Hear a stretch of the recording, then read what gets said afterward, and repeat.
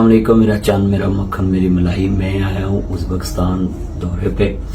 تو مجھے خبر ملی ہے کہ پاکستان کے کیپٹل سٹی جناب اسلام آباد میں ایک مدنی مسجد کو شہید کیا گیا۔ پہلا تو سوال ہے کہ ایسے فیصلے کرنے کے جی مسجدیں جو ہیں جناب گرین بیلٹ پہ بنی ہیں، تو میں نے آپ کو PCO ثبوت دے سکتا ہوں جس میں سرکاری دفتر جو ہے نا فٹ پاتھوں پہ بنے ہیں، گرین بیلٹوں پہ بنے۔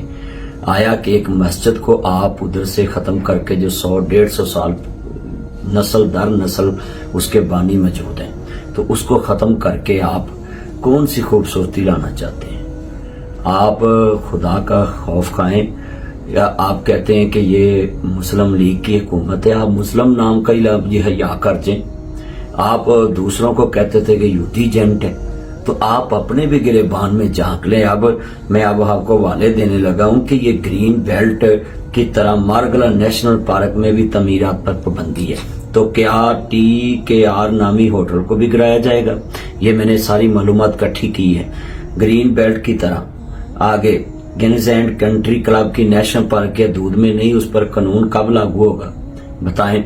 آگے آپ کیا فیض آباد سے اسلام آباد داخل ہوتے ہوئے جو پولیس کا دفتر ہے جہاں لائسنس جاری کیے جاتے، کیا وہ بھی نیشنل پارک میں ہونے کی وجہ سے غیر قانونی نہیں؟ تو خدا کے لیے آپ کے آگے یہ مثالیں ہم پیش کر رہے ہیں اپنے بیان میں، کیا ان کو گرایا جائے گا؟ تو مسجد سے لے کر اسلام آباد تک جتنے بھی ہوٹل ہیں کیا وہ بھی گرائے جائیں گے؟ بتائیں۔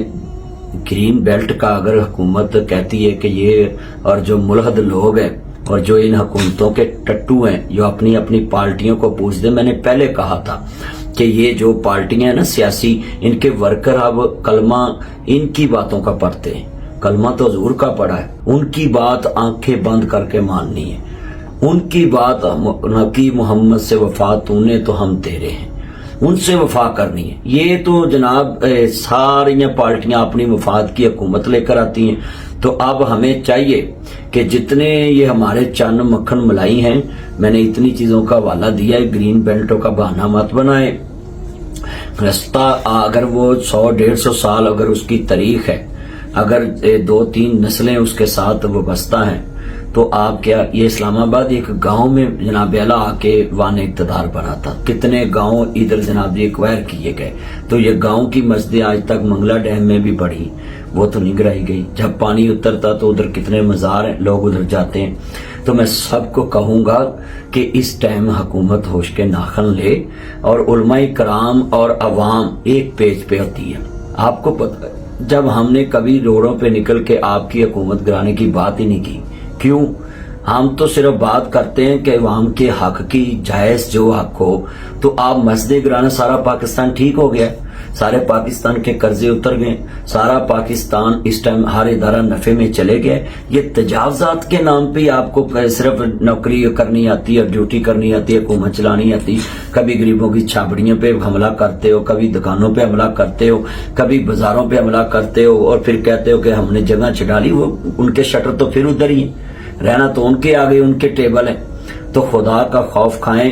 اس ٹائم مسجدوں کے ساتھ نبی کریم صلی اللہ علیہ وسلم نے فرمایا، زمین پہ جو مسجدیں ہیں، جیسے آسمان پہ ستارے چمکتے ہیں، فرشتے نیچے دیکھتے ہیں، تو یہ مسجدیں ان ستاروں کی طرح چمکتی ہیں، اور اللہ کریم سے فرشتے سوال کرتے ہیں کہ یا اللہ یہ کس چیز کا چمکنا؟ تو اللہ کریم فرماتے ہیں کہ یہ میری گھر ہیں، یہ میری مسجدیں، مسجد اسلام کا قلعہ ہے، اور مسجد جنت کے باغوں میں سے باغ ہے۔ اور حضور نے فرمایا، اللہ مسجد و سسا تقوی، مسجد کی بنیاد تقوی پہ ہے، قرآن مجید میں اللہ کریم نے کہا ہے۔ اور پھر آپ صلی اللہ علیہ وسلم نے فرمایا کہ راجل قلبہ معلق فی المساجد، فرمایا دنیا میں جتنے دوست احباب ہیں یہ مسجدوں میں دل لگتے ہیں، راجل قلبہ معلق بالمسجد، مسجد میں جناب جی دل لگے تو جنت کے اللہ کے حبیب نے فرمایا کہ عرش عظیم کا سایہ ملتا ہے۔ سبعۃ یظلہ، اللہ کے حبیب نے فرمایا کہ سب سائے ختم ہو جائیں گے قیامت کے دن، ایک سایہ رہے گا قیامت کے دن، وہ عرش کا سایہ ہوگا۔ تو کس کو ملے گا؟ راجل قلبہ معلق بالمساجد، جن کا دل مسجد کے ساتھ لگا ہوگا۔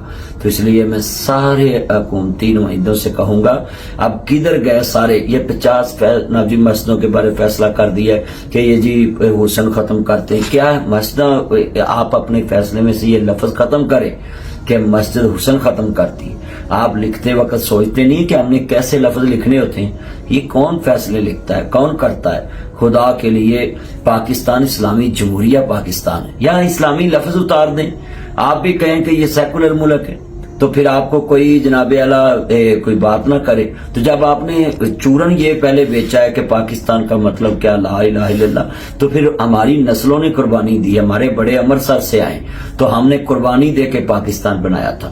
تو خدا کے لیے آواز اٹھانا بھی جرم بن گیا، بات کرنا بھی جرم بن گیا۔ آپ سب لوگوں نے جتنے قرضے لے کے سرکاری معاف کرائے وہ کون واپس لے گا؟ جتنی سرکاری زمینوں پہ لیزوں کے نام پہ 99 سال، یہ کون سے قانون ہے کہ آپ ایک سرکاری چیز ہے اونے پونے میں 99 سال کی لیز پہ دے دیں؟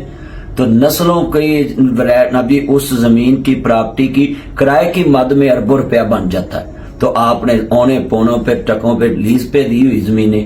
تو یہ مسجدوں کو آپ ایک کنال جگہ نہیں دے سکتے؟ مسجدیں بنانا ریاست کا کام ہے، مسجدیں برائی روکتی ہیں، برائی روکنا ریاست کا کام ہوتا ہے۔ پاکستان کی عوام تو فری میں ریاست کا کام کر رہی ہے، مسجد کے امام مولوی حضرات ریاست کا فری کام کر رہے ہیں۔ آپ کتنی آپ فورسیں بنا رہے ہیں پنجاب میں کہ جی فلاں برائی کو روکے گی، یہ فلاں جرم کو روکے گی، تو مولوی تو ساری برائیوں کو روکتے ہیں مسجدوں میں۔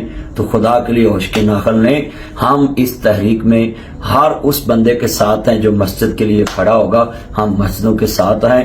مسجد ہے تو اسلام ہے، مسجد اسلام کا قلعہ، مسجد مرکز اصلاح معاشرہ ہے، مسجد سے ہر چیز کی اصلاح ہوگی۔ مسجد نبی صلی اللہ علیہ وسلم کی بنیاد رکھی گئی، وہاں سارے مدینے کے فیصلے ہوتے تھے۔ اس لیے مسجدوں سے پیار کرے، حکومت کو چاہیے اپنے آگے گڑا نہ کھودے کہ ایسا آگے لوگ مہنگائی میں پسے ہوئے ہیں، غربت میں، اور یہ لاوا نہ پھٹے کہ آپ سب اس میں بہ کے چلے جائیں۔ اس لیے میرا چن میرا مکھن میری ملائی مسجداں نہ گرائیں۔ Thank you.